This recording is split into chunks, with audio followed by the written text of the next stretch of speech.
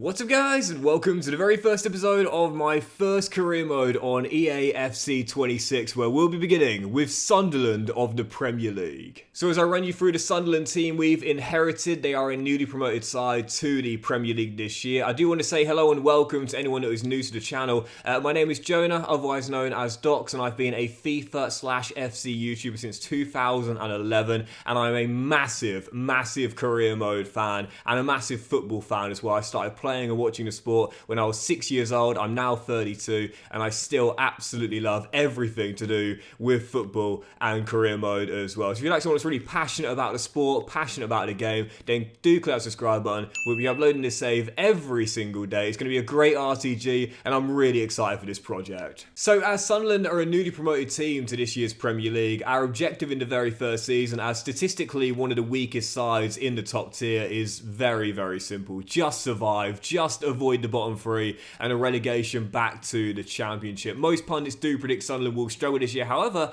they've had a decent start to the campaign in real life. Got their first win on the opening day, really impressive 3-0 win against Graham Potter's West Ham as well. And what I like about Sunderland too is they've invested really well in the summer. They brought in some great young talents. You've got Diarra that came in from Strasbourg, young decent midfielder. I like the young Moroccan winger they've signed as well, Talby, really exciting prospect too, and a lad out of the academy, Chris Rigg, with a lot of potential as well. And in the first season, that's what we're going to be doing as well. Not signing experienced players on high wages, but really looking to throw in the young talents here to maximise their potential. In the first season, I want to build a really good young Sunderland team and get a good core of players we can have for the long term. And that's why with 37 million in the budget, we may not sign too many players, but we are going to be doing this, and that is scouting and finding great youth players as well. Now, if you're new viewers to the channel, then basically youth academy is really important in my career modes. I want the best youth academy I can possibly have, and I do everything in my power to get the best young talent worldwide through my youth team. So the first thing we're doing is hiring those 5-star scouts. We've got one, and I'm going to need to wait a week for another one, unfortunately. Well, there's another 5-star judgment. Unfortunately, the experience isn't quite as good, but the judgment is the most important stat when it comes down to a scout's ability,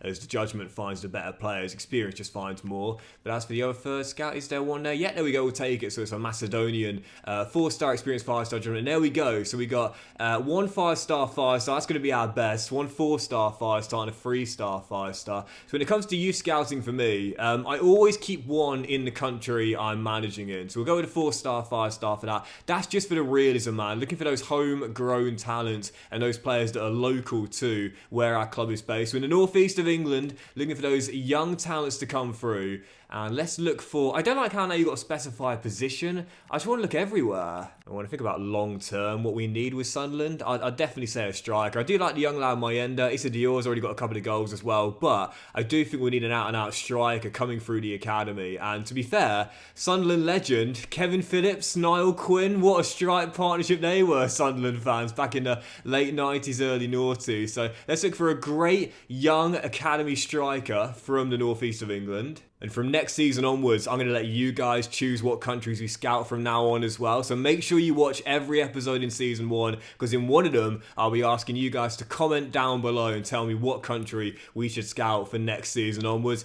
But for season 1, I've chosen England. I'm going to choose France as well. Sunderland do have partial French ownership, and their manager doing a phenomenal job, Regis, is also French as well. And I'm going to look for a tough, tackling, physically strong defender from France in season 1 and see what we can find. And as for the best scout of the three, well, there's only one place where I can send him.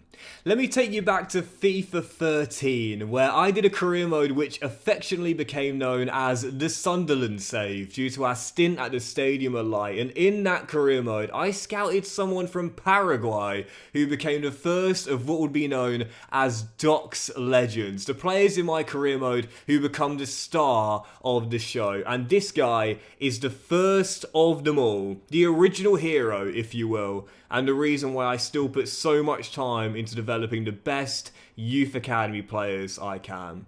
His name was Felipe Marcano, and after nearly 13 years of career mode saves, he still remains the biggest legend of them all. No one more noteworthy. And I can't do a Sunderland save without returning to the country that produced the most iconic hero I've ever had. And one of the reasons why, nearly 13 years later, I still absolutely love making career mode videos. He is the one that started them all. So for those who watched back then, you will know all about Marcano. For those who are newer, we're going to try and find the next Felipe and see if we can get the superstar we once had back in FIFA 13. I guess the spirit still being alive if we can find him. He was an attacking midfielder.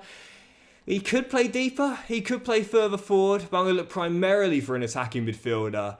And the next Felipe Marcano from Paraguay, anyone even half as good, will be more than good enough for me. We've got to scout Paraguay. Let's see if we can get the spirit of Marcano back in career mode. Oh, it's getting a bit emotional watching those clips back.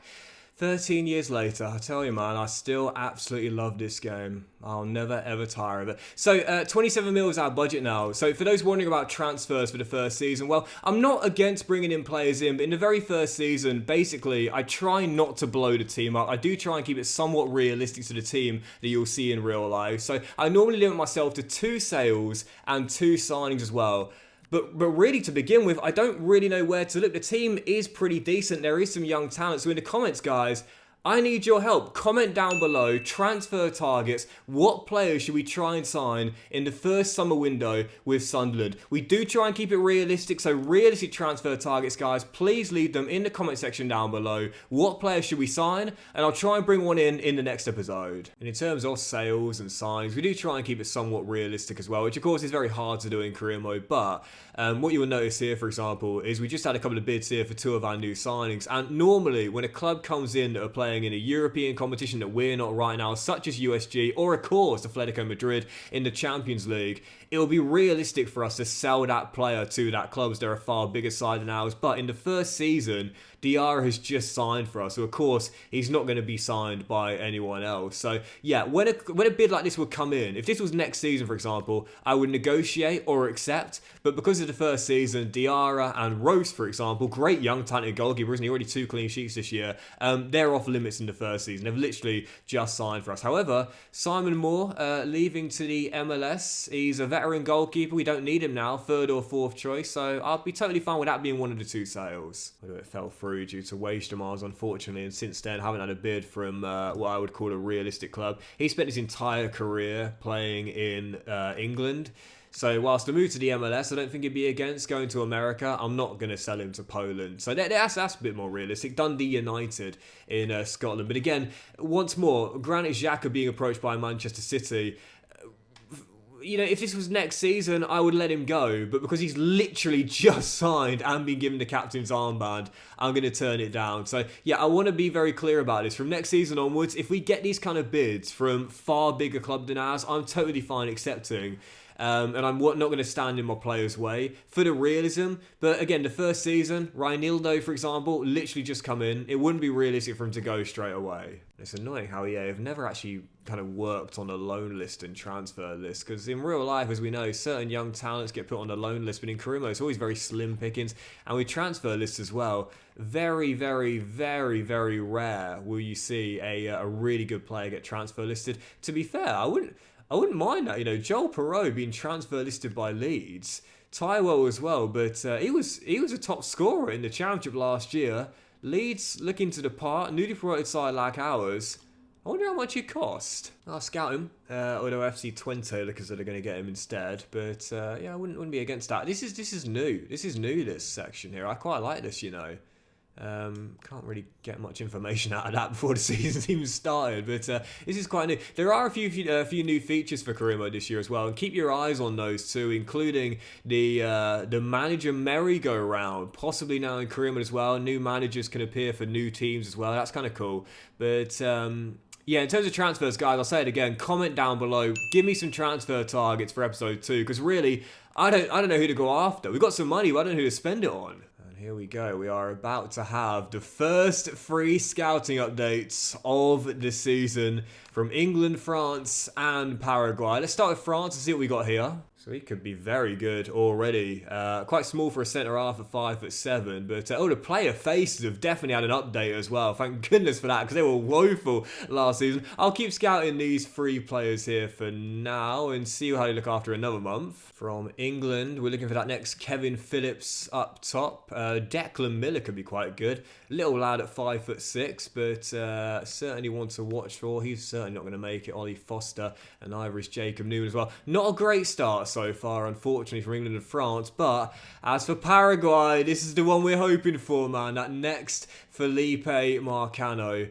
Well, from the very first season, there's Pedro Moreno, Cristobal Marin, who could be quite good, but ooh,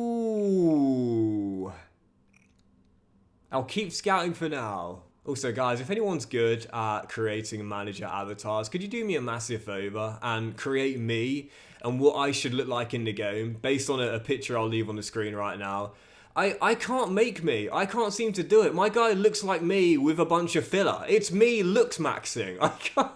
I'm so bad at creating manager avatars. If anyone's good at doing it, please do it, record it, and then send it to me on Instagram at JoinTheDocs. I can't do it, man. My guy looks like me as a Chad, but it's not me. It's me. It's what I think I look like after 3 beers. It's not me. And so as I'm just about to play my first game of the season against West Ham, why are there only 7 subs? There's only 7 subs now. Why have EA taken a couple of subs off the bench? What?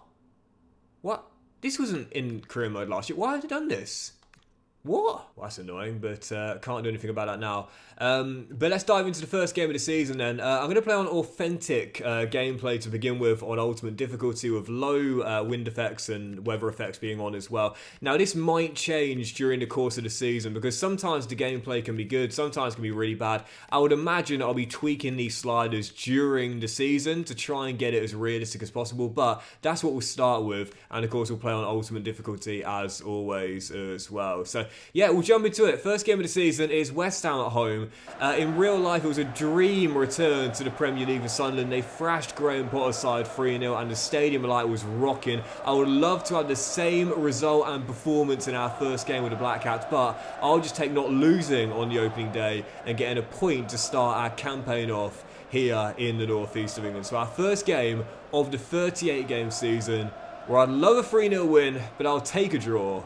Come on, the Black Cats. I'm already noticing something quite cool with the gameplay. You can actually check a player's skill move and weak foot strength underneath the names in the HUD. I like that. That's pretty cool, that. Nice little improvement there from EA. And in terms of the gameplay as well, it's got quite a nice feel to it early here as well. It's difficult, as it should be for Ultimate, but it's a nice kind of realistic pace, if you will. Now, I like to play fast. It's the kind of football I grew up with, counter-attacking, get the ball down the flanks, hit your opposition on the break, but I will try and slow it down for more realism this season if I can, but I still will try and use pace when I can down the flanks as well.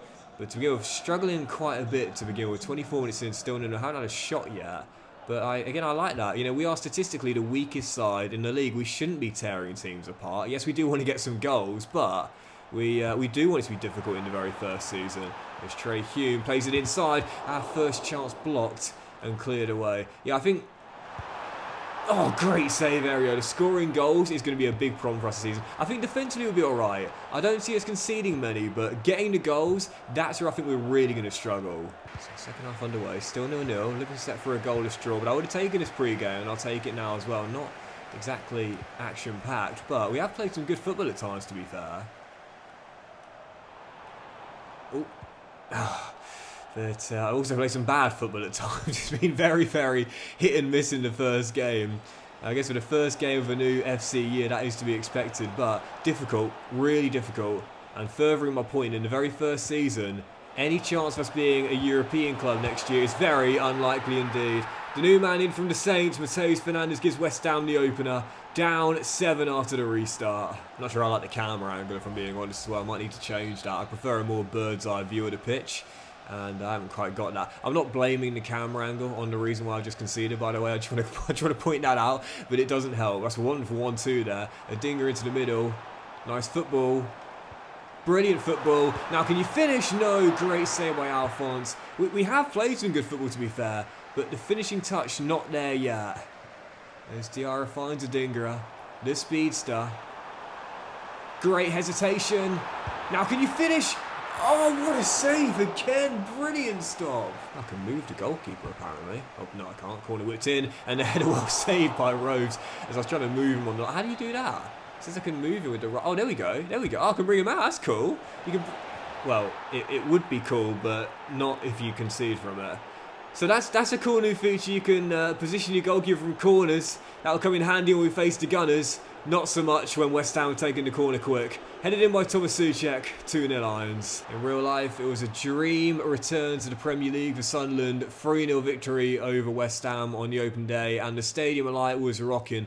Unfortunately, in my first game with the Black Cats, it turned out to be more like a nightmare. 2-0 defeat, failing to get a goal. Played some good football, but didn't take my chances, whereas on the other end, West Ham punishing my poor defence. Anyone that thinks we're finishing top 4 and qualifying for the Champions League next season needs to think again. This is going to be a long RTG, and in the first game, already finding out how difficult our first year is going to be. But that'll do it for today's episode of Career Mode, guys. Massive thank you for watching the first episode of The Save. If you've enjoyed it, please do drop a like. Much love to you all. Have a fantastic day. Don't forget to comment down below transfer targets. I need some suggestions for signings to help us improve on the back of the opening day defeat. And I'll see you for the next episode of Career Mode very soon.